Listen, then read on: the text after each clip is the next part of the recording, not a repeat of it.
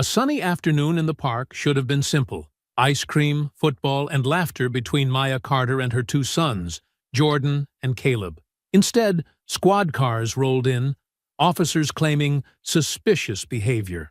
To them, a black single mother with two young boys fit a narrative they'd written countless times before. Their questions sharpened, their tone edged with intimidation, as if daring her to falter. But Maya Carter wasn't just any mother. She was Dr. Maya Carter, an FBI agent. And when they crossed the line from inquiry to harassment, they discovered that the woman they underestimated was trained to fight back. Before we go any further, comment where in the world you are watching from, and make sure to subscribe because tomorrow's story is one you don't want to miss. The afternoon sun hung lazily in the cloudless sky, casting warm rays across the suburban park's green expanse. Maya Carter sat on a weathered wooden bench, watching her sons Jordan and Caleb chase each other with infectious laughter that made her heart swell. The remains of their ice cream cones left sticky traces on their fingers, evidence of the simple joy they'd shared moments ago. "Mom, catch!" Jordan called out, his dark eyes sparkling as he launched the football in a wobbly arc toward her. Maya reached up, making an exaggerated grab that sent both boys into fits of giggles when she nearly toppled off the bench. "See? I told you she'd mess it up," Jordan said to his younger brother, grinning. "Mom's too serious to be good at football." Caleb, always quick to defend his mother, shook his head. "No way! Mom's good at everything. She's just pretending." Maya raised an eyebrow, fighting back a smile. "Oh, am I too serious?" She stood up, brushing off her jeans. "Maybe I should show you boys how it's really done."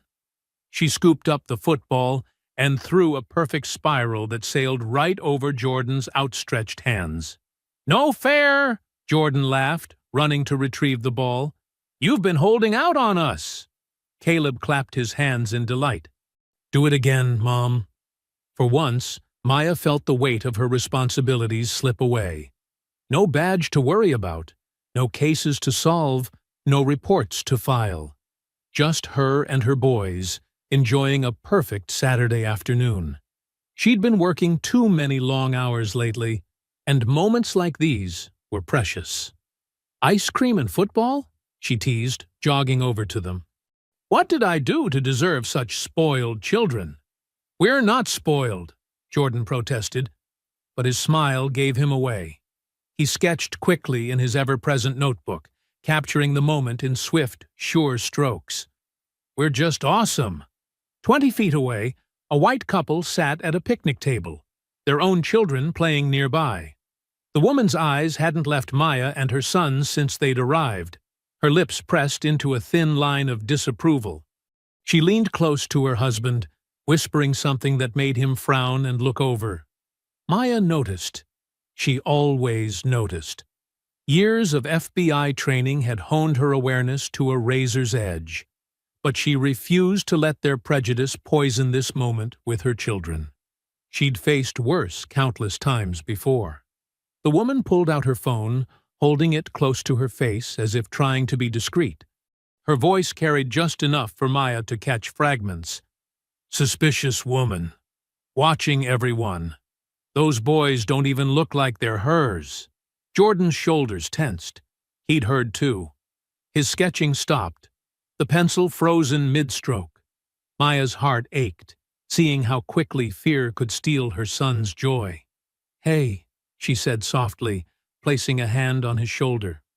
"Eyes on me, baby. We're having fun, remember?"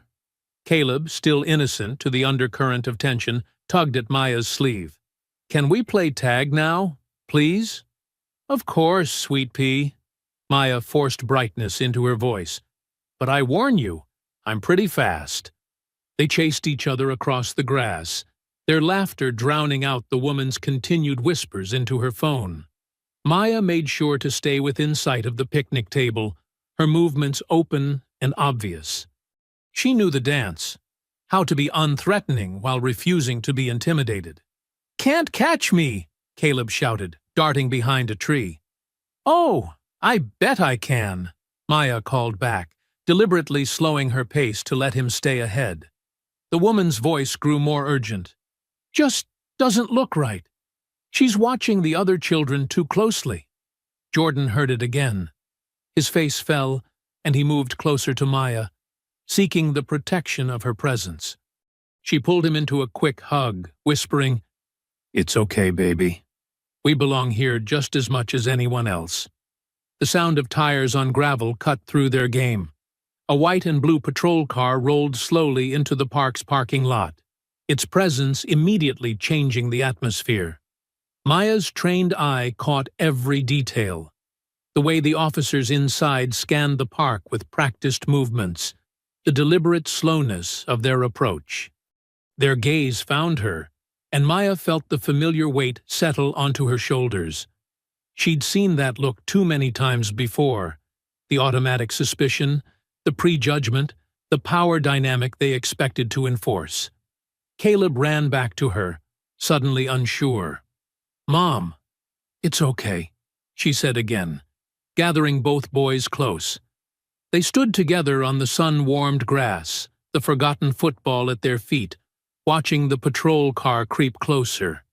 Maya's mind was already racing, calculating angles and options, preparing for what she knew was coming. The woman at the picnic table watched with poorly concealed satisfaction, her phone still clutched in her hand like a weapon.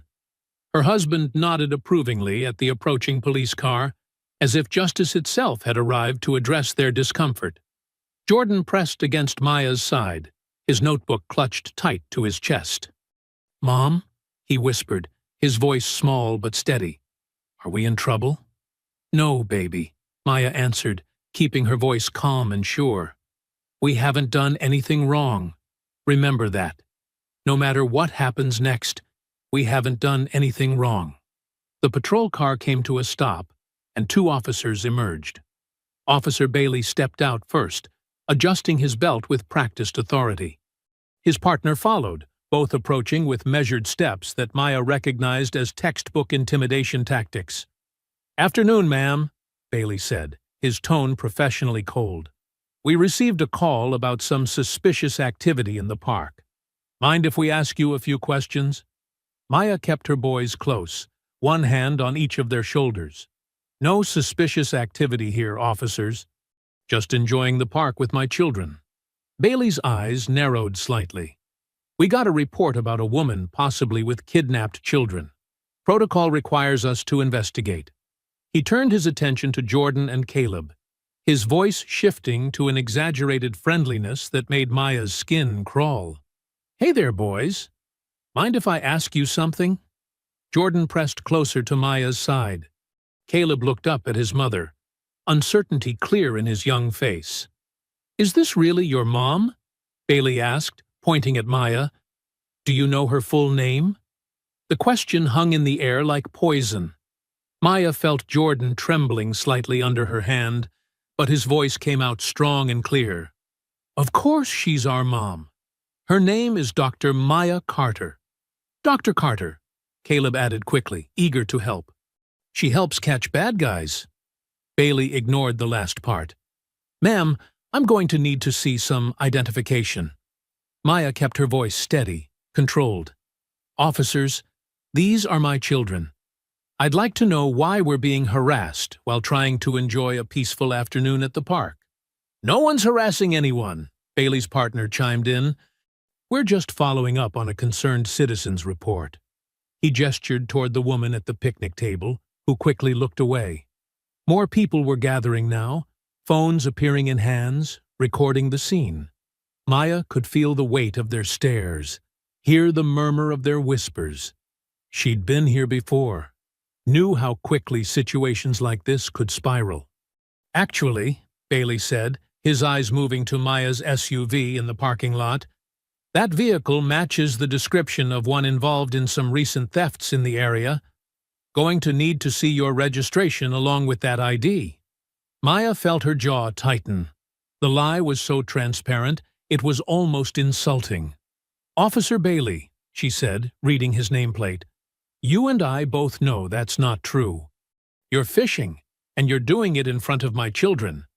Ma'am, if you continue to be uncooperative— I haven't been uncooperative. I'm simply stating facts. Maya's FBI training kicked in automatically. Cataloging details, reading body language, maintaining control of the situation. My boys and I have done nothing wrong, and you have no probable cause for any of this. The crowd had grown larger. Someone muttered, "This isn't right." Another voice added, "They're just playing in the park." Bailey's partner moved slightly to his left, a subtle positioning that Maya recognized as a tactical move to control space. "Ma'am, last time. Produce your ID, or we'll have to take this conversation downtown." Maya could feel the situation teetering on a knife's edge.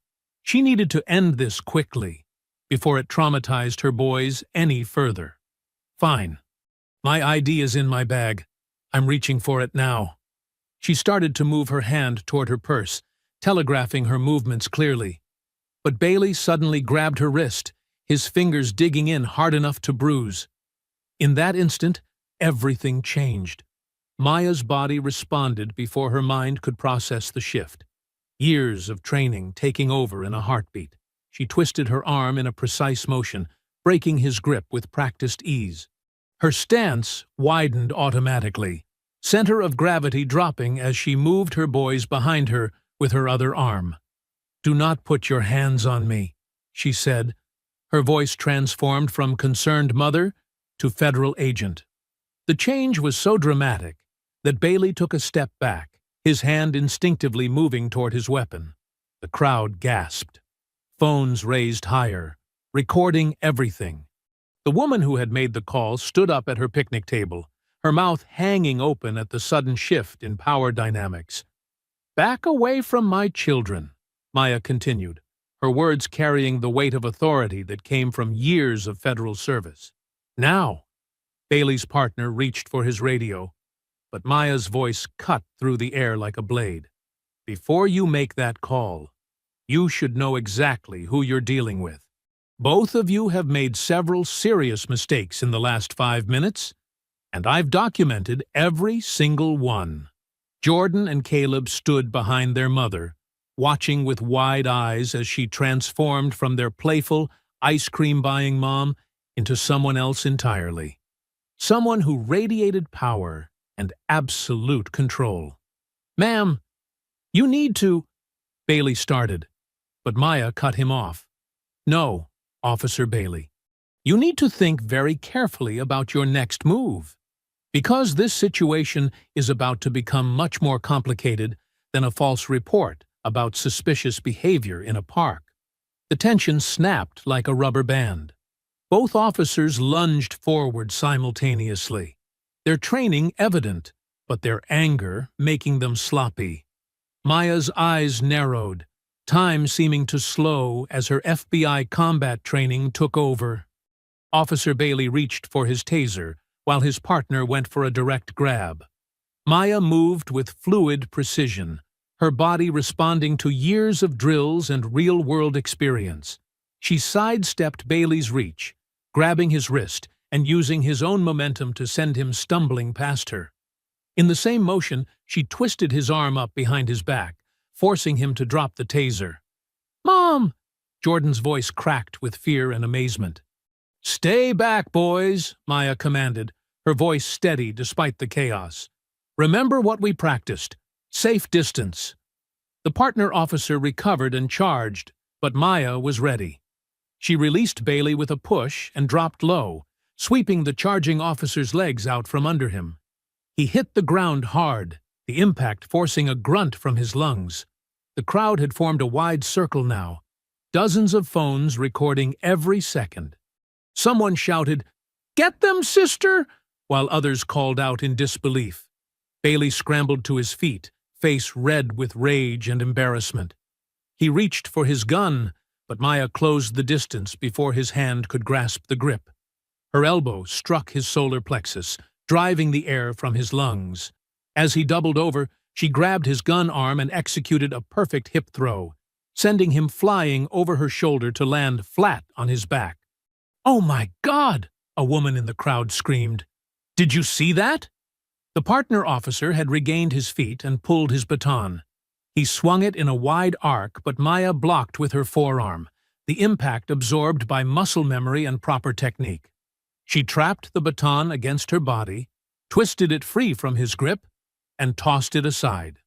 "Stand down!" she ordered, her voice carrying the full weight of federal authority. "You're making this much worse for yourselves." Instead of complying, the partner threw a wild punch. Maya slipped it easily, countering with a sharp jab to his throat that left him gagging. She followed with a sweep to his back knee, bringing him down hard. Bailey had recovered enough to try another rush, but Maya was tired of playing defense. She met his charge head-on, blocking his haymaker and landing 3 rapid strikes to his ribs. As he staggered, she grabbed his arm and executed a textbook armbar takedown, pinning him face down in the grass. His partner tried to rise, but Maya's foot pressed firmly between his shoulder blades, keeping him prone while maintaining the hold on Bailey. Both officers were effectively immobilized, and the crowd erupted in cheers and shocked exclamations. "Caleb! Jordan!" Maya called out, her voice still remarkably calm. "Are you both okay?" "Yes, Mom," they answered in unison, their voices filled with awe. "That was amazing," Caleb added, bouncing on his toes despite his earlier fear. The wail of approaching sirens cut through the commotion. Maya could hear the squeal of tires as multiple police vehicles entered the park. She maintained her holds, but turned her head to see 3 more patrol cars racing toward them, lights flashing. "Everyone stay calm," she projected to the crowd. "Keep recording. Make sure you capture everything that happens next." The backup officers poured out of their vehicles, weapons drawn, shouting contradictory orders. Maya remained perfectly still, keeping both officers pinned but making no aggressive moves. "Release them immediately," one of the new officers demanded. "I'm going to reach for my credentials," Maya announced clearly. "My ID is in my back pocket. I'm releasing these officers slowly, and then I'm going to show you who I am." She gradually released her holds, allowing both officers to scramble away from her. They stumbled to their feet, red-faced and disheveled, trying to recover some dignity as Maya reached back with deliberate slowness. The crowd held its collective breath as she withdrew her FBI badge and ID, holding it high above her head, where everyone could see the federal shield gleaming in the afternoon sun. "I'm Special Agent Dr. Maya Carter, Federal Bureau of Investigation," she declared, her voice carrying across the suddenly silent park. "And these officers just committed multiple violations of federal law while assaulting a federal agent in front of witnesses." Phones clicked rapidly, capturing the badge, the shocked faces of the backup officers, and the dawning horror on Bailey's face as he realized exactly how badly he had miscalculated. Maya's sons stood tall behind her, their earlier fear replaced by unmistakable pride. The crowd murmured in amazement, and someone whispered, "That's why she moved like that. She's FBI." The sirens died away, leaving an almost eerie quiet, broken only by the sound of cameras continuing to document every moment. The backup officers slowly lowered their weapons, uncertain how to proceed now that the situation had shifted so dramatically. Bailey and his partner stood frozen, their earlier bravado completely evaporated as they faced not just any FBI agent, but one who had thoroughly demonstrated her physical superiority in front of dozens of witnesses with video evidence. The backup officers formed a loose circle around Maya, their hands hovering near their weapons. She kept her movements slow and deliberate, her FBI badge still clearly visible. "Let me explain exactly what happened here," Maya said, her voice carrying the practiced calm of someone used to defusing tense situations.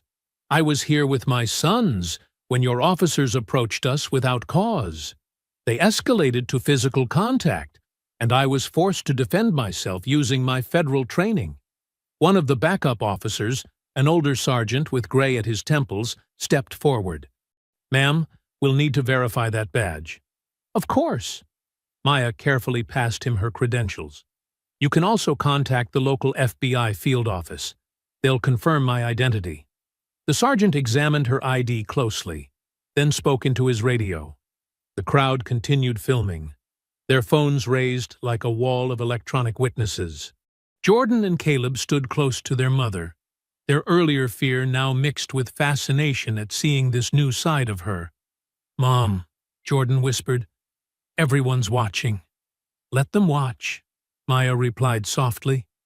"The truth needs witnesses." Bailey and his partner had regained their composure, huddled together near their patrol car. Maya could see them gesturing animatedly, their faces twisted with anger and embarrassment. They were speaking urgently into their own radio, likely calling for higher-ranking backup. The sergeant returned Maya's credentials, his expression neutral but respectful. "Everything appears to be in order, Agent Carter." For a brief moment, Maya felt the tension ease. The crowd's murmurs turned supportive, and several people called out encouragement. "You show them! Don't let them get away with this!" Then Bailey stepped forward, his voice carrying a new edge of desperation. "She attacked us. Badge or no badge, she assaulted police officers." His partner joined in, their earlier aggression transformed into calculated victimhood. She was acting erratically from the start. Suspicious behavior, refusing to comply with simple requests. "That's a lie!" Caleb shouted, but Maya squeezed his shoulder gently. "Let them talk," she whispered. "They're just making it worse for themselves."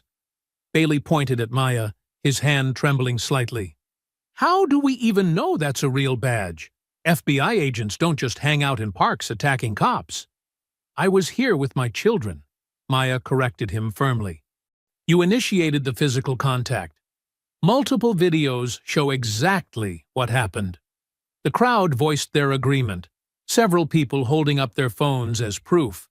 But Maya noticed the backup officers exchanging uncertain glances. Despite the clear evidence, they were already choosing sides, and it wasn't hers. A black SUV with police department markings pulled up, and Captain Richard Harlan stepped out. Maya recognized him immediately from police liaison meetings, though they'd never directly spoken. His reputation preceded him, a man known for protecting his officers at any cost. Harlan surveyed the scene, his cold eyes taking in every detail. He barely glanced at Maya's badge before turning to Bailey and his partner. "Officers, are you injured?" Harlan's voice carried false concern. "She attacked us, Captain," Bailey said quickly. "We were responding to a suspicious person call, and she became violent." Harlan turned to Maya, his face a mask of professional disdain. "Agent Carter, if that's who you really are, you understand we'll need to investigate this thoroughly. Assaulting officers is a serious offense." "Captain Harlan," Maya replied evenly, "your officers harassed me and my children without cause, escalated to physical contact, and attempted to use weapons. Everything is on video." "Videos can be misleading," Harlan said smoothly. "And they don't show what happened before. We'll need statements from everyone. And of course, we'll have to verify your credentials through official channels." Maya watched as Harlan moved among his officers, speaking quietly to each one. The backup officers' postures changed subtly, their earlier uncertainty hardening into something more hostile. They were falling in line behind their captain, reality already being reshaped to fit their preferred narrative. The captain stepped away, speaking intently into his radio. Though Maya couldn't hear his words, she saw his eyes fix on her with unmistakable malice. This wasn't just about protecting his officers anymore. She represented a direct threat to his authority, to the system he'd built. A cold shiver ran down Maya's spine. She'd seen that look before in corrupt officials who'd do anything to maintain their power. Her brief moment of vindication evaporated as she realized this confrontation was far from over. "Mom?" Jordan's voice was quiet. "Are we in trouble?" Maya pulled both her boys closer, watching as Harlan continued his whispered conversation. His back turned, but his intent clear in every rigid line of his posture. "No, baby," she said, keeping her voice steady despite the dread building in her chest. "But I think this is going to be a longer fight than we thought." The crowd had grown larger, their phones still recording, but Maya barely noticed them now. Her focus was entirely on Harlan as he ended his radio call and turned back toward her, his face set in lines of bureaucratic determination. The drive home felt longer than usual. Maya kept checking her rearview mirror, watching for patrol cars that might follow them. The setting sun cast long shadows across the suburban streets, making every dark corner seem threatening. "Mom?" Jordan's voice broke through the tense silence from the back seat. "Are they going to arrest you?" Maya gripped the steering wheel tighter, but kept her voice calm. "No, honey. I didn't do anything wrong. Everything's on video, remember?" "But what if they lie?" Caleb's voice trembled. "What if they make up stuff about you?" "Then we'll fight back with the truth," Maya said firmly, though her stomach churned at the thought. "I'm an FBI agent. I know how to handle this." Jordan leaned forward in his seat. "You were amazing, Mom. The way you took down those cops, it was like something from a movie." "I didn't want you to see that side of me," Maya admitted softly. "I'm trained to protect people, but fighting should always be the last resort." "Were you scared?" Caleb asked. Maya thought carefully before answering. "A little. But being scared doesn't mean you can't be brave. Sometimes being brave means standing up for what's right, even when you're afraid." They pulled into their driveway, and Maya did another quick scan of the street before ushering the boys inside. Their home felt different now, less like a sanctuary and more like a fortress they needed to defend. "Go get ready for bed," Maya instructed. "It's been a long day." While the boys brushed their teeth, Maya checked all the doors and windows, drawing the curtains tight. She could hear them whispering in the bathroom, their voices carrying traces of excitement mixed with worry. "Did you see how fast she moved?" "Yeah, but what if the mean cops come here? Mom won't let them hurt us." "I know, but still." Maya's heart ached hearing their conversation. They shouldn't have to worry about these things. They shouldn't have to see their mother fight or fear the police showing up at their door. When the boys finished getting ready, Maya followed them to their rooms. Jordan's walls were covered with his sketches, superhero drawings mostly, though Maya noticed he'd already started a new one that looked suspiciously like her in an action pose. "Try to get some sleep," she said, pulling his covers up. "Everything will look better in the morning." Jordan grabbed her hand before she could leave. "Mom, I'm proud of you for not letting them push us around." Maya kissed his forehead, lingering a moment longer than usual. "I'm proud of you too, baby. You were so brave today." In Caleb's room next door, her younger son was already curled up under his favorite blanket, clutching his worn stuffed elephant. His eyes were wide and anxious in the soft glow of his nightlight. "Will you stay with me for a little while?" he asked. Maya sat on the edge of his bed, running her fingers through his curls. "Of course, baby. I was really scared when they grabbed you," Caleb whispered. "But then you weren't scared at all." "I was scared," Maya admitted. "But sometimes we have to act brave even when we're afraid. That's what real courage is." Caleb held onto her tighter than usual when she leaned down to kiss him goodnight. She could feel him trembling slightly, and it broke her heart. "I love you, Mom," he said fiercely. "I love you too, baby. More than anything in this world." Maya stayed until his breathing evened out in sleep, then quietly made her way downstairs. She needed to think, to plan their next moves carefully. The house felt too quiet now, the silence heavy with unspoken threats. Her phone buzzed. Sarah Martinez, her closest colleague at the FBI. Maya had worked with her on numerous cases, and they'd developed a trust that went beyond professional courtesy. "Sarah, what's wrong?" Maya asked, noting the late hour. "Are you somewhere private?" Sarah's voice was barely above a whisper. Maya moved to her home office, closing the door. "I am now. Talk to me. I've been making calls, checking channels. Maya, they're not just mad. They're mobilizing against you. They want you buried." Maya's hand tightened on the phone until her knuckles went white. The words hit her like physical blows, confirming her worst fears. She'd known the police department wouldn't let this go easily, but hearing it confirmed made her blood run cold. "What exactly are they planning?" she managed to ask, her voice steady despite the fear coursing through her. The next morning, Maya sat at her kitchen table before dawn, her laptop open and a fresh cup of coffee steaming beside her. She hadn't slept much, but her mind was sharp with purpose. The boys were still asleep upstairs, giving her precious quiet time to work. "Document everything," she muttered to herself, fingers flying across the keyboard. She detailed yesterday's events with clinical precision. The initial approach, the officer's exact words, their aggressive actions, and her measured response. Years of writing FBI reports had taught her the importance of details. Her phone buzzed. It was Angela Washington, a civil rights attorney she'd worked with on previous cases. "I saw the videos," Angela said without preamble. "All of them. There are at least 6 different angles showing those officers completely out of line. When can you meet?" "The boys have school at 8, Maya replied. "I can be at your office by 9. "Perfect. And Maya? Bring everything, your badge, your service record, any complaints you've filed. We're going to build an ironclad case." After hanging up, Maya opened Twitter. The video had exploded overnight. She watched herself again, the controlled takedown, the flash of her badge, the shocked faces of the officers.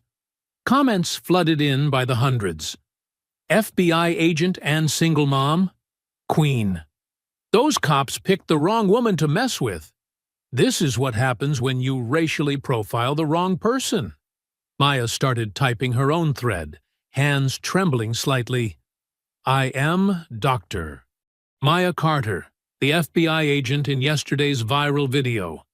I'm also a single mother of 2 beautiful boys who watched their mom being harassed and assaulted by police officers while we were simply enjoying a day at the park." She told the story in clear, measured words. No dramatics needed. The truth was powerful enough. She ended with a call for accountability and reform, then hit post. The response was immediate. Retweets and likes exploded. Local activists began sharing her thread, adding their own stories of police harassment. Within an hour, "Under Justice for Maya" was trending. Jordan wandered into the kitchen, still in his pajamas. "Mom, you're on TV." Maya looked up at their small kitchen television. Sure enough, the morning news was running the story.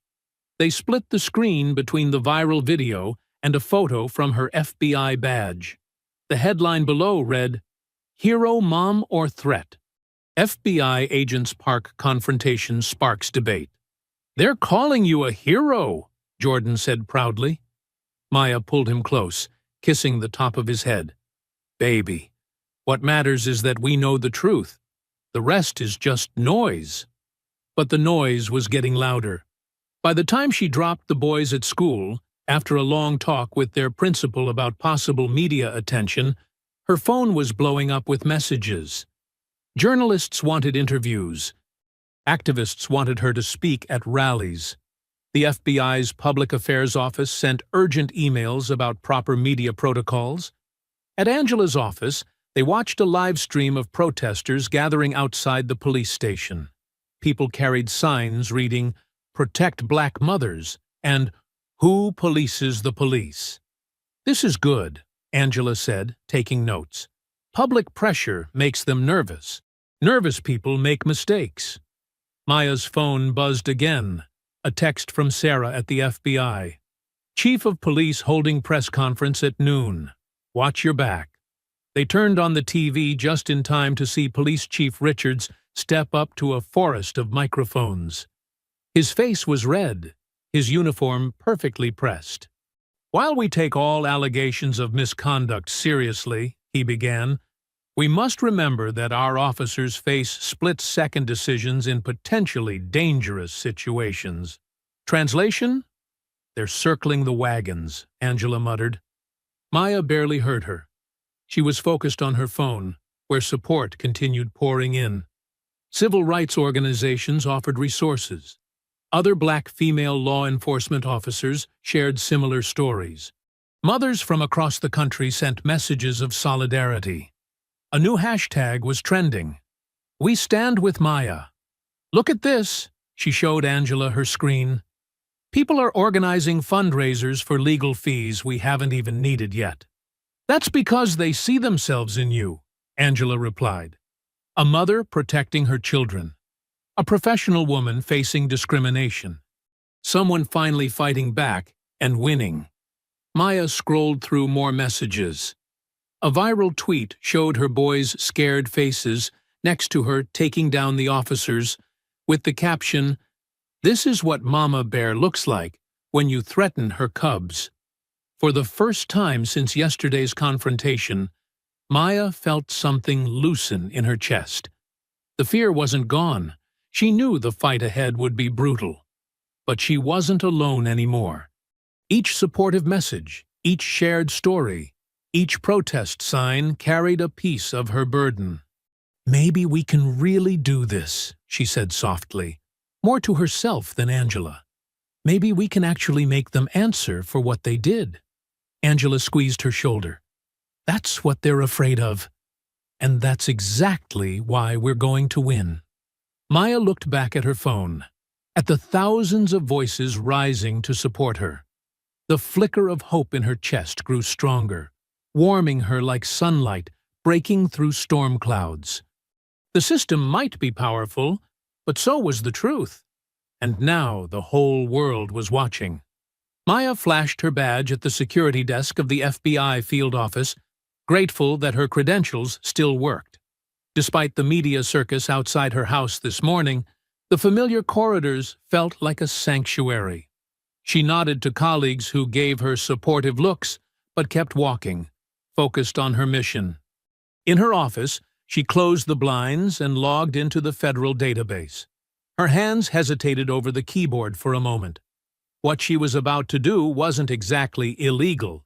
She had clearance to access police records, but using it for personal investigation was definitely in a gray area.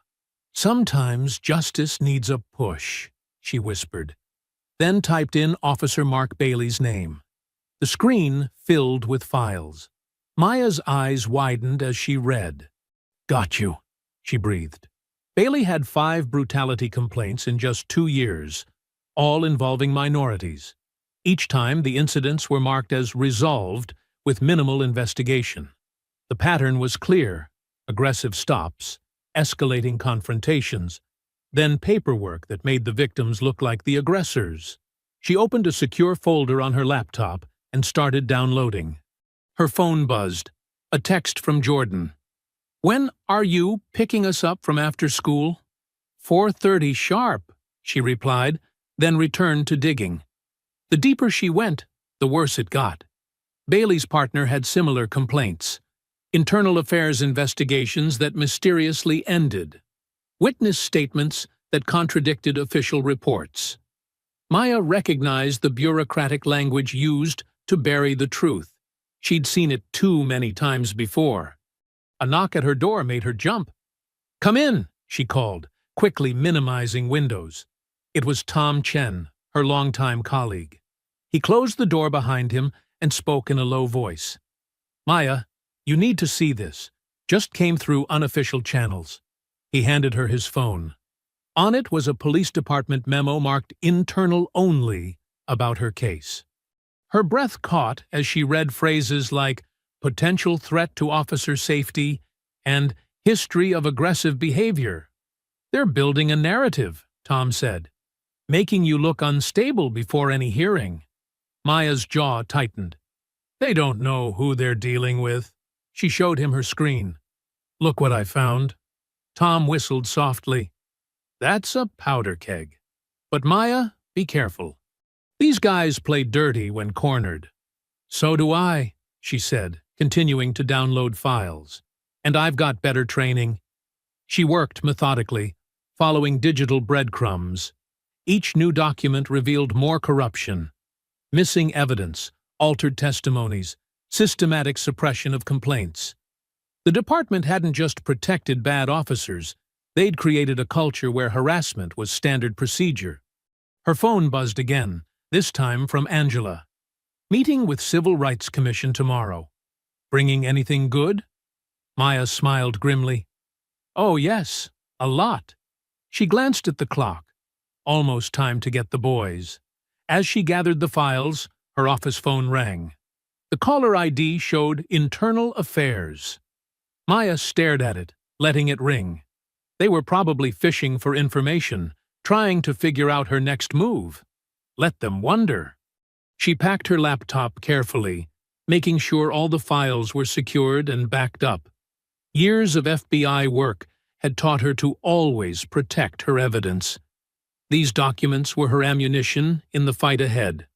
Walking through the parking garage, Maya felt exposed. Her heels clicked on the concrete, echoing off the walls. She quickened her pace, scanning the shadows between cars. The weight of her service weapon at her hip was reassuring. She picked up Jordan and Caleb from their after-school program, trying to act normal despite her racing thoughts. The boys chatted about their day, but she could sense their anxiety. They kept looking around, as if expecting more police to appear. "Mom," Jordan said suddenly, "are those men following us?" Maya checked her rearview mirror. A dark sedan 2 cars back, unmarked, but clearly police issue. She recognized the type from countless operations. "Just some people going the same way," she said calmly, taking a deliberate wrong turn. The sedan followed. She drove in a careful circle, confirming her suspicions. When she finally pulled onto their street, she spotted another unmarked car parked across from their house. 2 men in plain clothes sat inside, not even trying to be subtle. "Okay, boys," she said cheerfully, masking her anger. "Homework time. Let's get inside." She helped them out of the car, positioning herself between them and the watching officers. Her hand brushed her concealed weapon as she unlocked the front door, but she kept her movements casual. "Go on up and start your work," she told the boys. "I'll bring snacks in a minute." Only when they were safely inside did Maya allow herself a quick glance at the surveillance car. She recognized one of the men, a detective from the same precinct as Bailey. They wanted her to know she was being watched. She lifted her briefcase, heavy with damning evidence, and walked inside without acknowledging them. Let them watch. She had enough ammunition now to blow their whole corrupt system wide open. The question was, how far would they go to stop her? Maya's dining room had become a war room. Files and documents covered the table as she met with her impromptu team. Angela Washington, the civil rights lawyer with 20 years of experience fighting police misconduct. Marcus Thompson, leader of the Community Justice Coalition, and Sarah Chen, the investigative journalist whose initial story had blown the case wide open. "These complaints go back years," Maya explained, spreading out the documents. "Every time they cornered someone vulnerable, every time they escalated a simple stop into violence, it's all here." Angela adjusted her glasses, examining a particularly damning report. "The pattern is clear. They target minorities, create confrontations, then twist the paperwork to blame the victim. Classic abuse of power. And the department backs them every time," Marcus added, his deep voice tight with controlled anger. He'd been fighting these battles for a decade, but the evidence still made his hands shake. "Internal Affairs is just a rubber stamp." Sarah took photos of key documents with her phone, careful to exclude any identifying details that could compromise Maya's position. The public needs to see this. Not just statistics, but real stories. Real people hurt by these officers. We need to be strategic, Maya cautioned, glancing toward the kitchen where her boys were supposedly doing homework. They're watching my house right now. They'll try to discredit anything we release. Let them try, Angela said firmly. We've got hard evidence, multiple witnesses, and viral videos. Plus, you're the perfect plaintiff, an FBI agent with a spotless record. They can't paint you as some random troublemaker. Marcus leaned forward, his elbows on the table. We organize a press conference. Get all the previous victims to speak. Show the community this isn't isolated. It's systematic. And I'll run a series, Sarah added, typing notes on her laptop. Start with your confrontation, then expand to show the bigger picture. Police harassment, covered-up complaints, the whole corrupt machine. Maya nodded slowly. But we need to move fast. They're already building their counter-narrative. That internal memo Tom showed me. They're trying to paint me as unstable, aggressive. Classic gaslighting, Angela snorted. They love using that against strong women, especially women of color. But it won't work this time. We've got too much proof. They worked out a timeline. Angela would file official complaints with the department, the city, and the FBI's Office of Professional Responsibility. Marcus would organize peaceful protests and community forums. Sarah would release her investigation in carefully timed segments, building public pressure. What about your safety? Marcus asked Maya directly. These officers have friends. They're not above intimidation. Maya touched her concealed weapon reflexively. I can handle myself. I'm more worried about... A small noise from the doorway made them all turn. Jordan and Caleb stood there in their pajamas, clutching their tablets. Their eyes were wide with worry. Mom? Jordan asked, his voice smaller than usual. We heard you talking about safety. Caleb moved closer to his brother. Are the bad police going to hurt us? Maya's heart clenched. She pushed back from the table and opened her arms. Both boys ran to her, pressing against her sides. The others watched silently, understanding the human cost of this fight. Listen to me, Maya said, looking into their worried faces. Those officers, they're bullies. And what do we say about bullies? They're cowards, Jordan recited. They only feel strong when others feel scared. That's right. Maya hugged them tighter. And are we scared? Caleb hesitated. A little. That's okay, Maya assured him. Being brave doesn't mean you're never scared. It means you don't let fear stop you from doing what's right. But what if they come here? Jordan asked. What if they try to hurt you? Maya met Angela's eyes over their heads, seeing her own determination reflected there. Then she looked back at her sons, these beautiful boys who deserved to grow up without fear of those meant to protect them.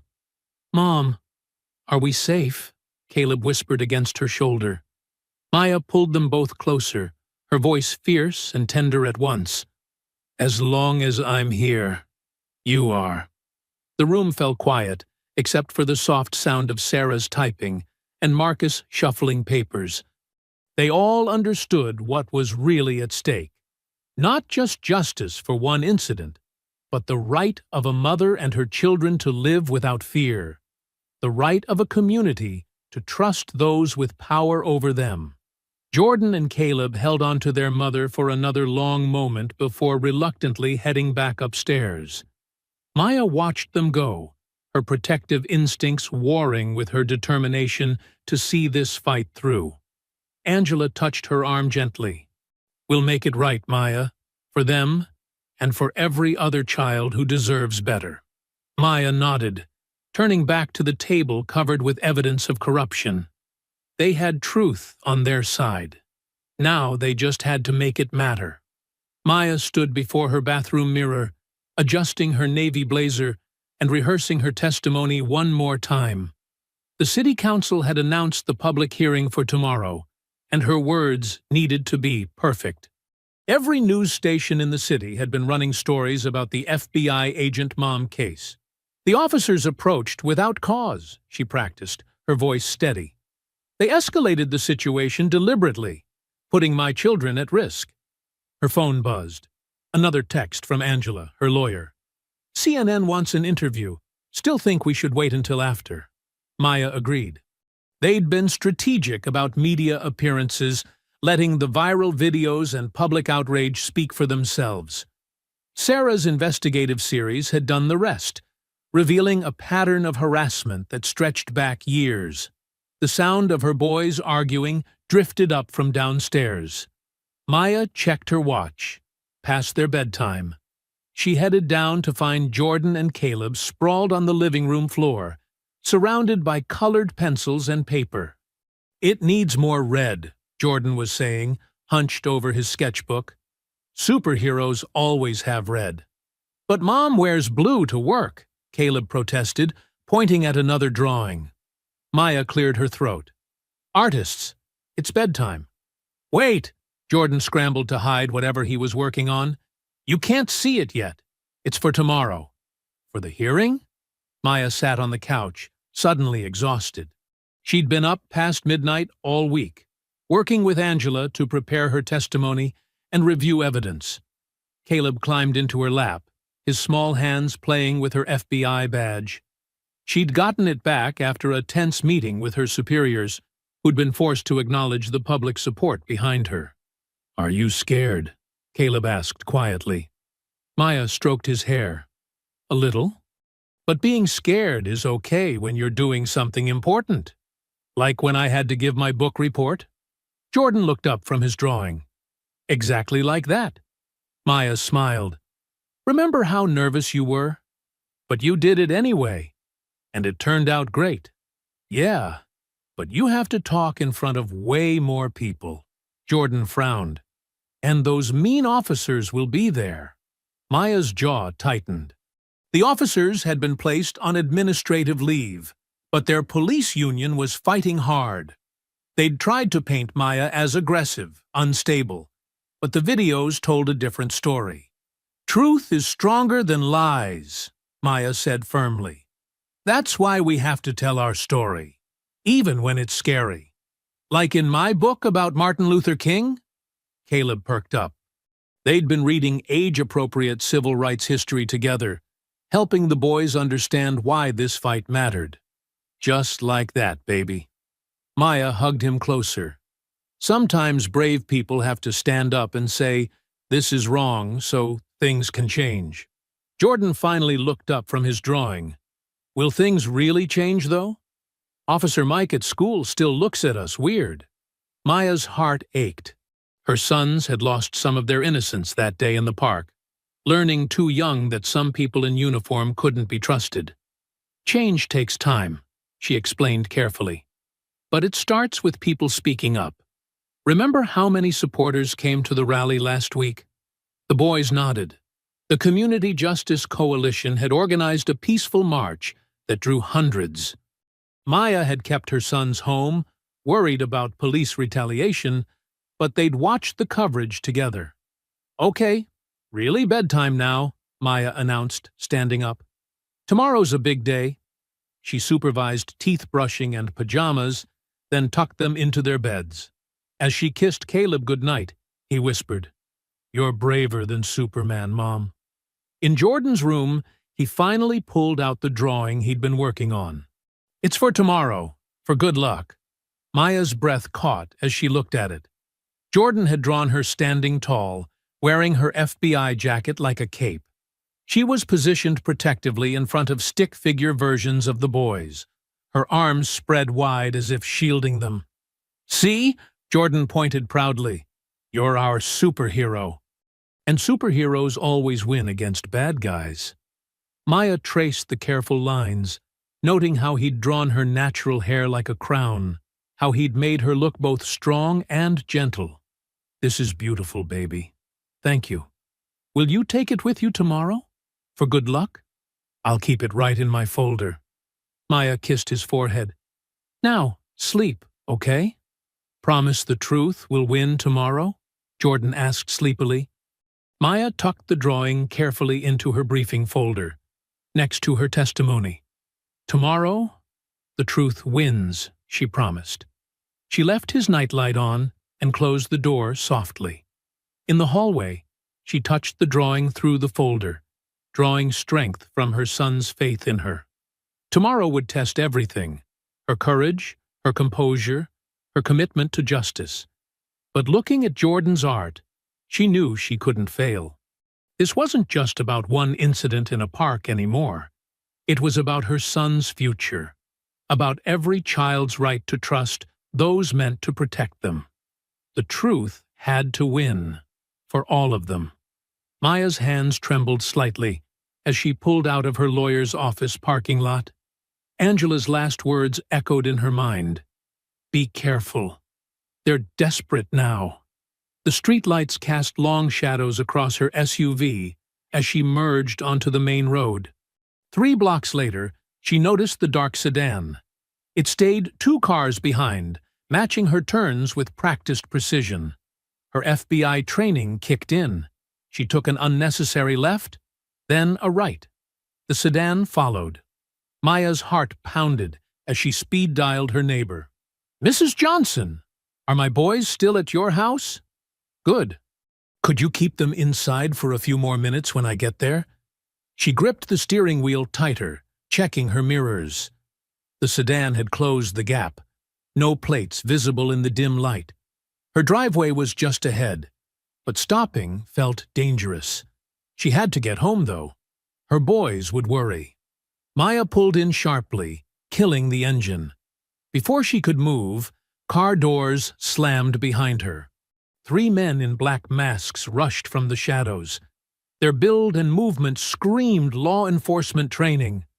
She exploded out of her SUV, using the door as a weapon.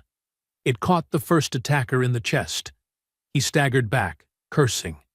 The second man grabbed for her throat, but Maya ducked and drove her elbow into his solar plexus.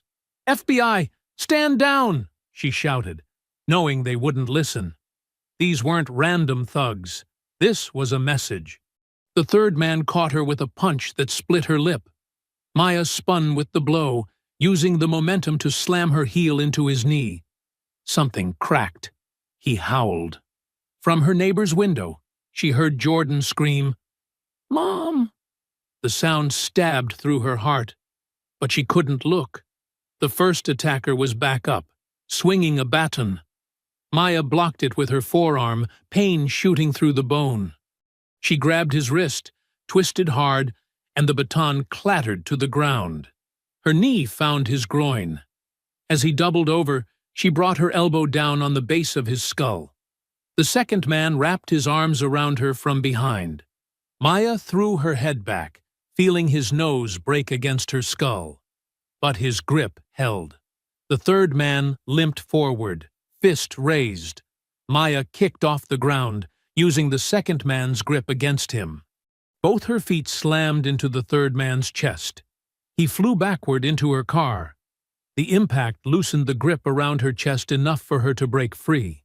She spun, striking precise blows to the second man's throat and temple. He crumpled. All 3 attackers were down, but Maya's whole body screamed with pain. Blood dripped from her split lip onto her white blouse. Neighbors had spilled onto their porches. Someone was filming. Mrs. Johnson held Jordan and Caleb back as they cried out for her. Red and blue lights flooded the street as police cruisers arrived, far too quickly to be a normal response time. Maya stood her ground, hands raised. FBI Special Agent Maya Carter. I was just assaulted by 3 masked men. They need to be arrested. But the officers ignored the groaning attackers.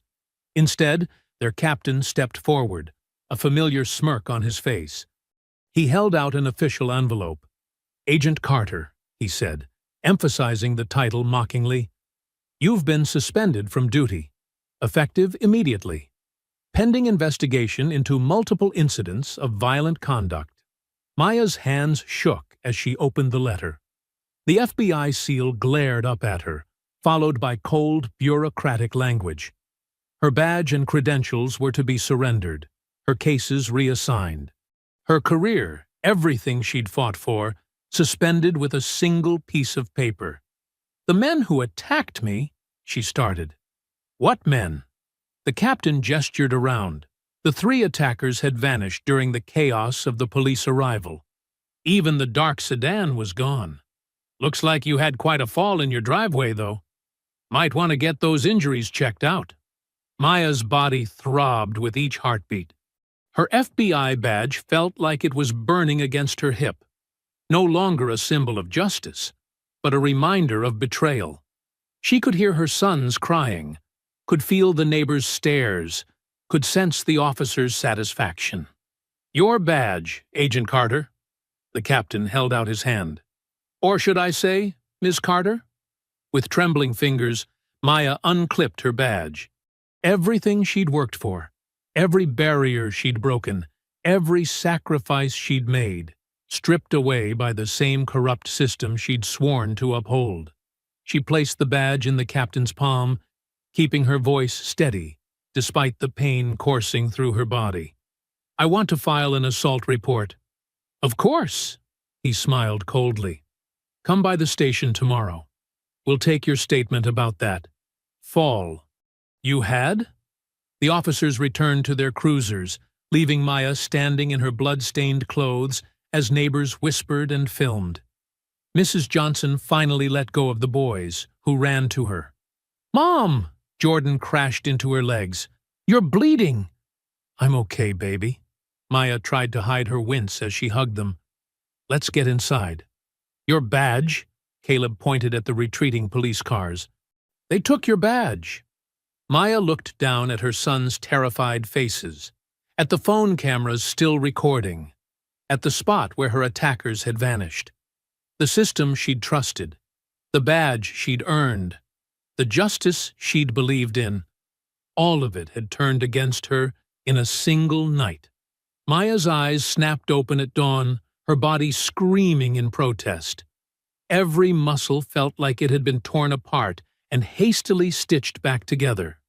The morning light filtering through her bedroom window seemed harsh and accusing. She tried to sit up, gasping at the stabbing pain in her ribs. The empty space on her hip where her badge should be felt like a phantom limb. 20 years of working toward that badge, fighting through the academy, proving herself over and over, all gone in one night. Her phone buzzed constantly on the nightstand. News alerts, texts, missed calls. She grabbed it, scrolling through the headlines with shaking hands. FBI agent suspended after violent outburst. Questions raised about unstable federal agent. Mother or menace? The Dr. Maya Carter story. The local news had already painted her as unhinged, dangerous. They'd found an old quote from her ex-husband about her intensity during their divorce. They'd twisted her takedown of the officers in the park into something sinister. Not a mother protecting her children, but a threat to public safety. Maya forced herself to her feet, wrapping her arms around her aching ribs.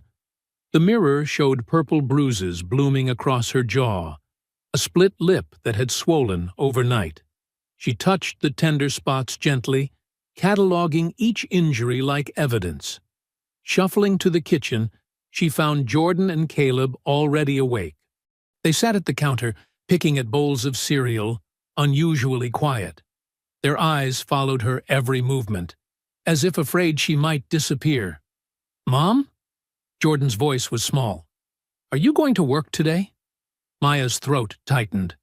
"No, baby. I'm taking some time off." "Because they took your badge?" Caleb asked. "Yes." She tried to keep her voice steady. "But it's temporary. We're going to fight this." "What if those men come back?" Jordan pushed his cereal away. "What if they hurt you worse next time?" Maya crossed the kitchen, ignoring the pain to wrap her arms around both boys. "Listen to me. Those men were cowards.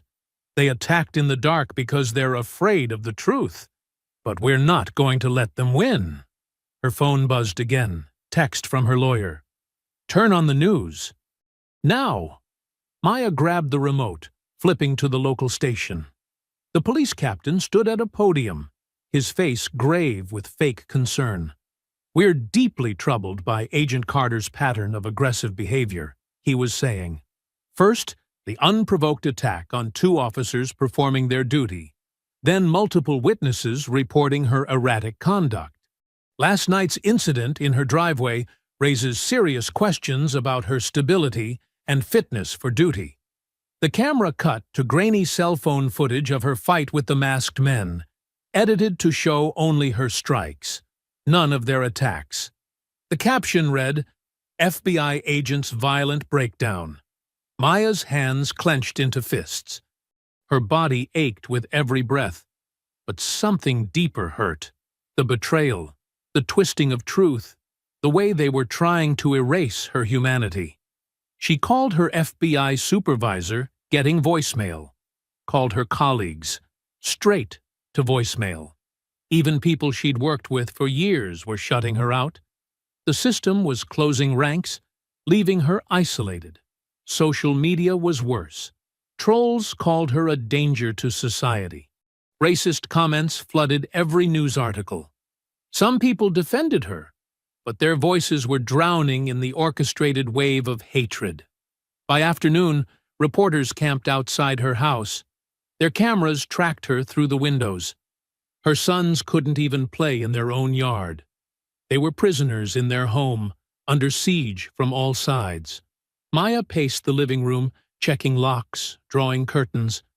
Her training told her to document everything, build her case methodically. But her hands wouldn't stop shaking.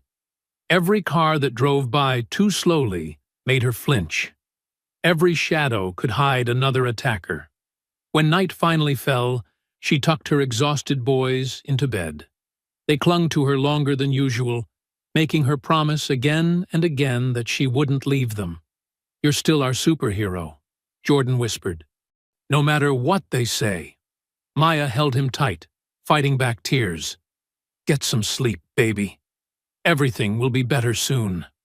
But alone in her bathroom later, staring at her battered reflection in the mirror, Maya felt anything but heroic. Her bruises had darkened, her split lip still throbbed. The woman looking back at her seemed smaller somehow, diminished without her badge. She gripped the sink, leaning close to examine every mark they'd left on her. Physical wounds would heal, but they were trying to break something deeper. Her spirit, her resolve, her very identity as a protector of justice. Her whispered words fogged the mirror. "They want me broken." They picked. Maya stared at her reflection for another long moment, then straightened her spine. The pain was still there, but something else burned brighter now. Determination. She grabbed her phone and started making calls. First was Angela Washington, the civil rights lawyer who'd been fighting police brutality cases for 20 years. "Meet me at the community center tomorrow night," Maya said, "and bring every piece of evidence you've got on police union corruption." Next was Sarah Chen, the journalist who'd been digging into police misconduct for months. "I need those files you mentioned," Maya told him. "The ones about union payoffs and buried complaints. It's time to put them all together." She called Pastor Davis, whose church had become a hub for community organizing. "Can you get people to the forum? We need witnesses, victims, anyone who's been silenced by these officers." Her hands shook less with each call. This was familiar territory. Building a case, connecting evidence, creating a network. She might not have her badge, but they couldn't take away her training or her instincts. Maya spread her research across the kitchen table. Complaint files, witness statements, financial records showing suspicious payments.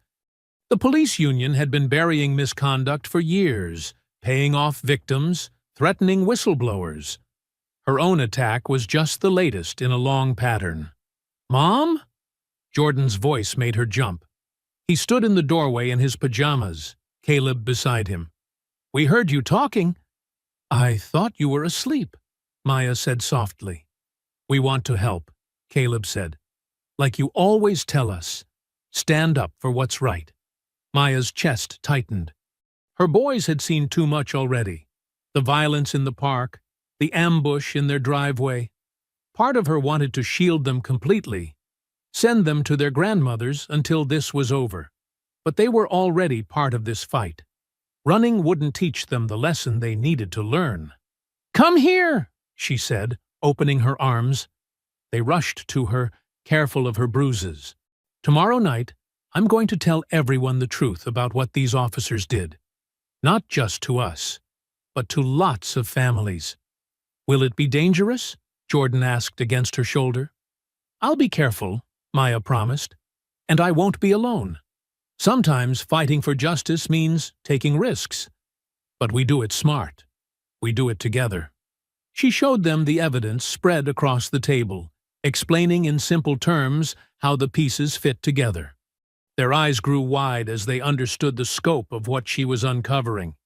It's like a puzzle, Caleb said. All the pieces show the bad guys.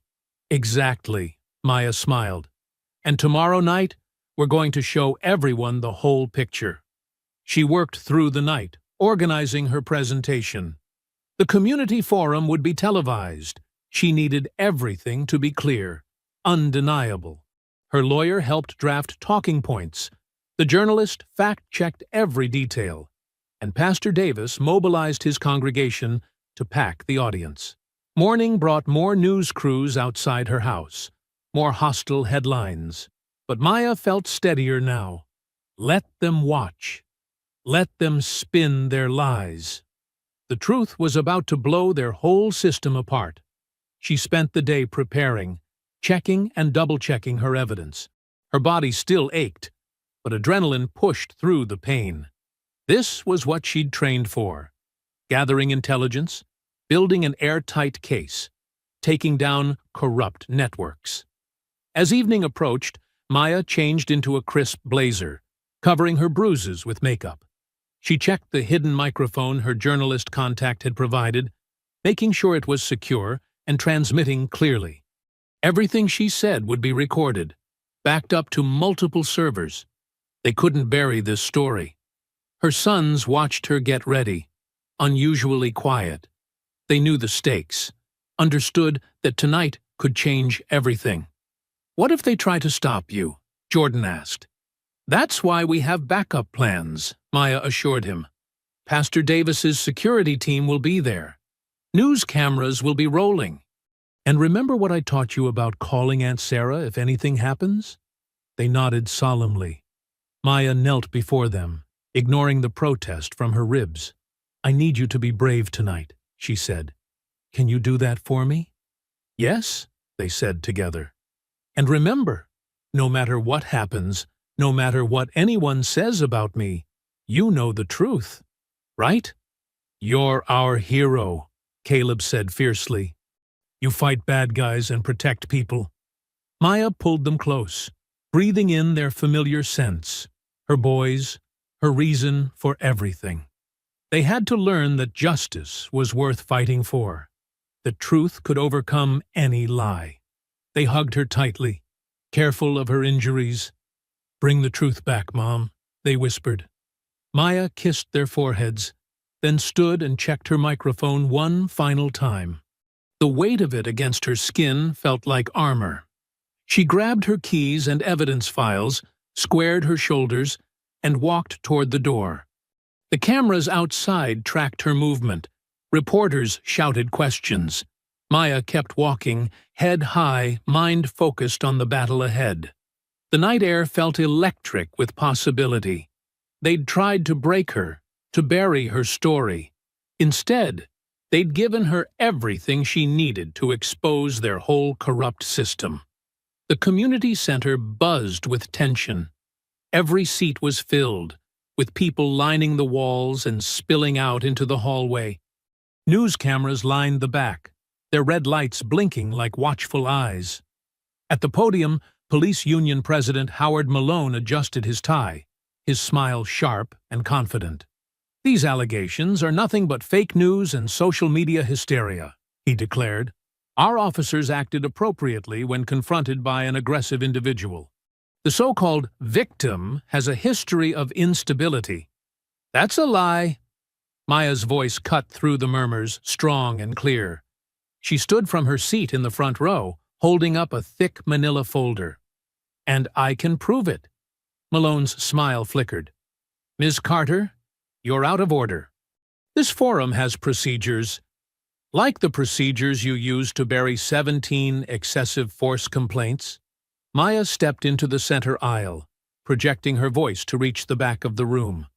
Or the procedures for paying off victims to keep quiet. She pulled out documents, holding them high. March 15th, Officer Bailey assaulted a teenage boy. The complaint vanished.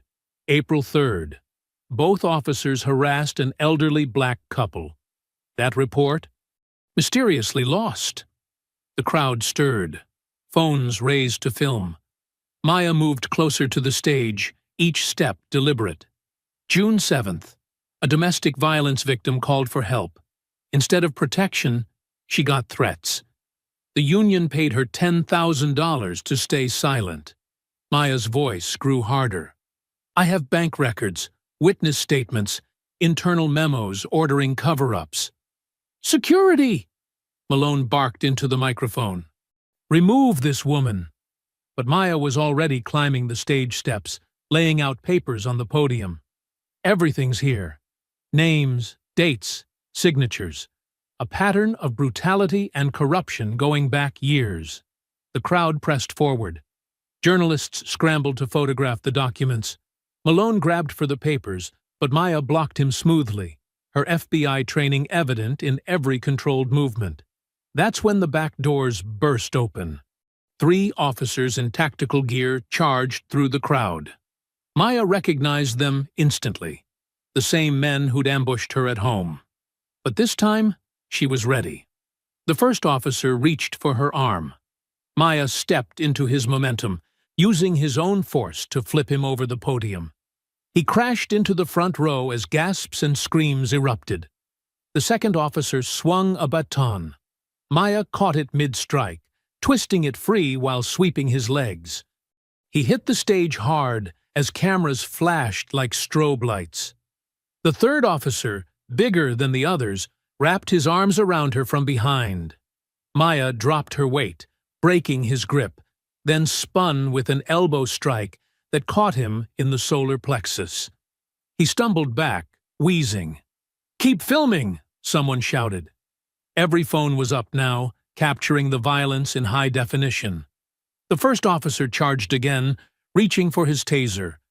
Maya moved with fluid precision.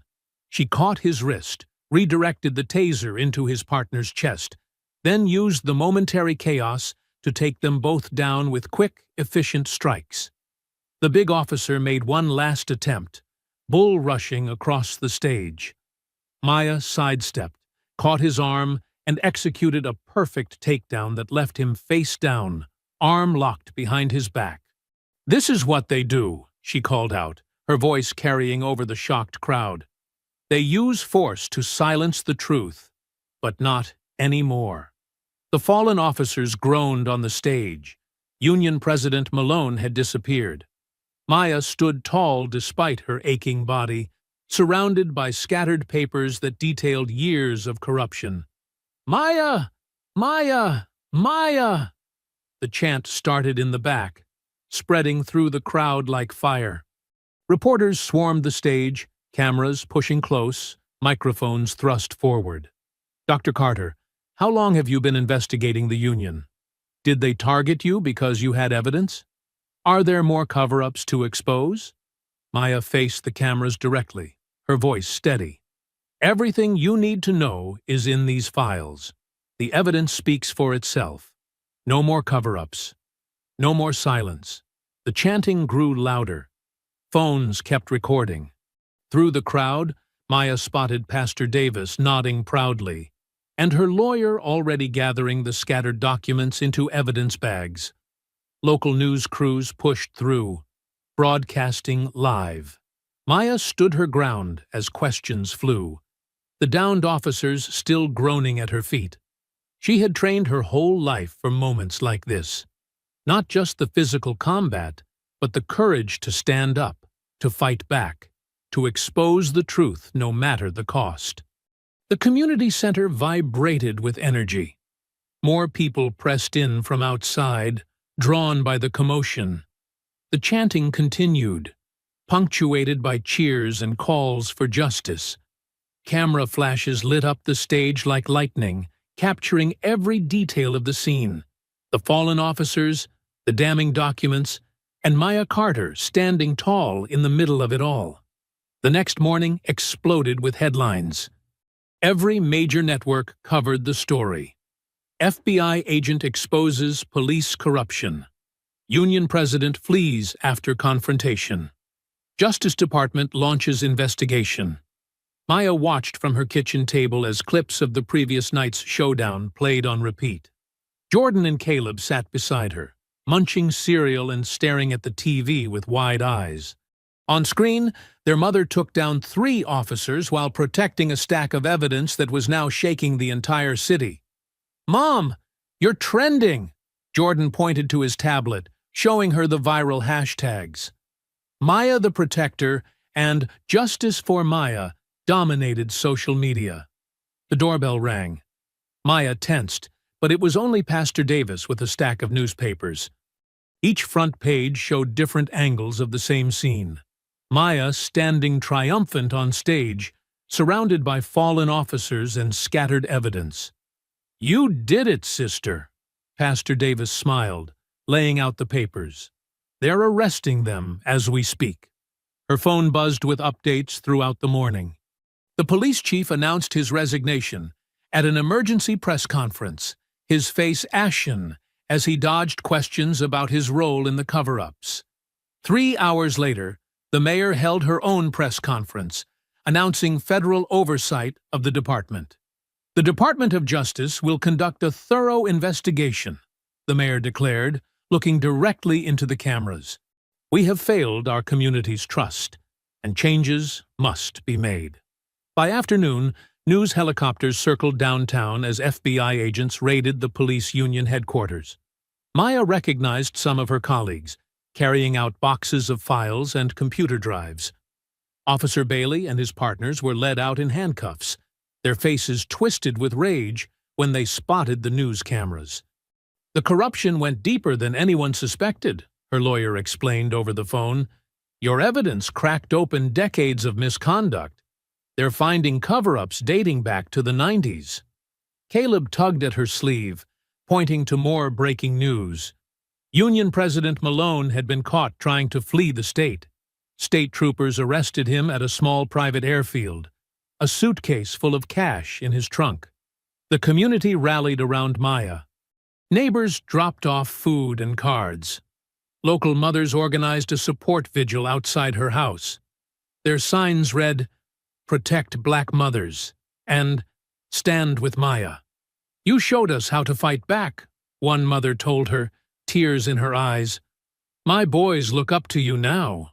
You gave us hope." Maya hugged her sons closer, watching more coverage roll in. Legal experts predicted sweeping reforms. Civil rights leaders called for national police union investigations. Her story had sparked a movement larger than herself. Late that evening, her FBI supervisor called. Maya stepped onto her back porch, watching the sunset paint the sky orange as she answered. "Carter," Director Williams said, his voice formal but warm. "The Bureau wants to reinstate you immediately. Full clearance, back pay, and a commendation for uncovering systemic corruption. We should have backed you from the start." Maya watched through the window as her boys played video games, safe and happy in their home. She thought about that day in the park, how quickly their peace had been shattered. How many other mothers lived in fear of the same thing? "Sir," she replied, her voice firm, "I appreciate the offer. But this was never about a badge. It's about my boys, and mothers like me." She could hear Williams shift uncomfortably. "I don't understand. We can't just fix one department or punish a few bad officers," Maya explained. The whole system needs to change. Black mothers shouldn't have to be FBI agents to protect their children in a park. Through the window, Jordan caught her eye and waved. She waved back, her heart full of love and fierce determination. This wasn't the end of her fight. It was just the beginning. "So, what are you saying, Carter?" "I'm saying I have a bigger mission now," she answered. "Those mothers out front? They need someone to help them fight back, to expose corruption wherever it hides, to make sure their children can play in parks without fear." She watched another group of supporters gather at her fence, holding candles and sharing stories. Their voices carried across her yard, strong and hopeful. "The badge was never what gave me power," Maya continued. "It was knowing right from wrong, standing up against injustice, teaching my boys that no one has the right to make them feel afraid." The silence stretched between them. Finally, Williams sighed. "You're making a difference, Carter. Whatever you decide, you have my respect." Maya ended the call and looked up at the darkening sky. Somewhere in the distance, sirens wailed, but for the first time in weeks, she didn't tense at the sound. Change was coming, slow but unstoppable, like a tide rising to wash away years of corruption and fear.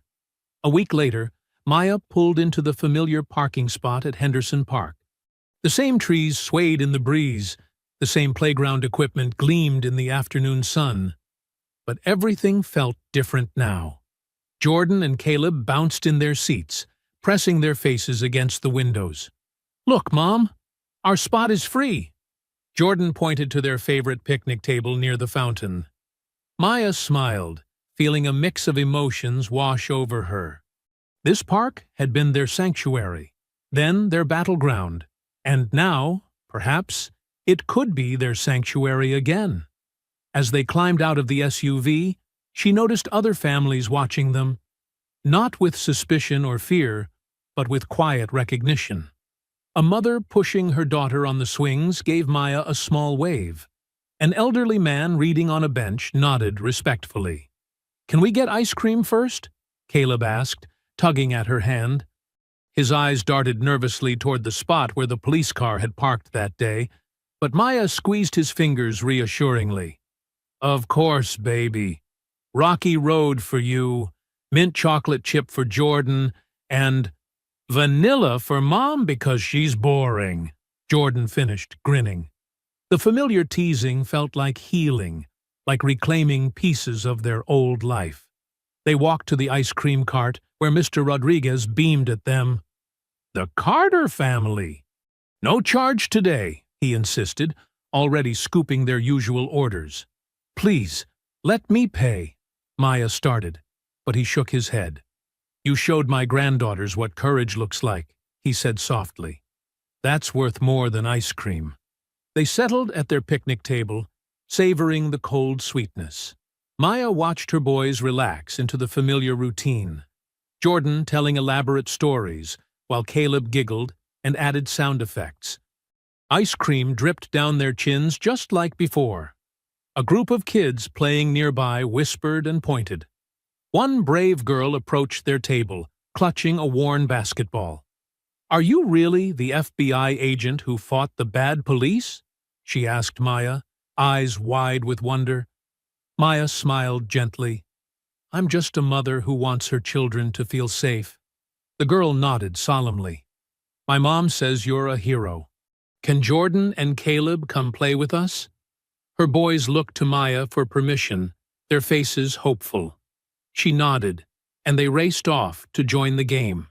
The sound of their laughter mixed with the other children's shouts echoed across the park. A few mothers drifted over to Maya's table, introducing themselves. They shared stories of their own encounters with police, their fears for their children, their hope that things might finally change. "We're organizing a community watch program," one woman explained, "teaching our kids their rights, documenting everything. Would you consider speaking at our meetings?" Maya watched Jordan show the other kids his best basketball moves, while Caleb cheered from the sidelines. "Yes," she said. We all need to protect each other. The afternoon stretched on, golden and peaceful. Maya retrieved their old football from the car, and soon an impromptu game started on the grass. Children and parents from all over the park joined in, passing and laughing together. She caught the ball and tossed it to Caleb, who had finally overcome his shyness enough to play. He caught it with a triumphant grin, and her heart swelled with pride. Her sensitive boy was finding his courage.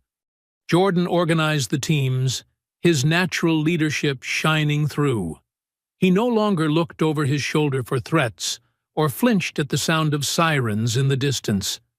The park was becoming their happy place again.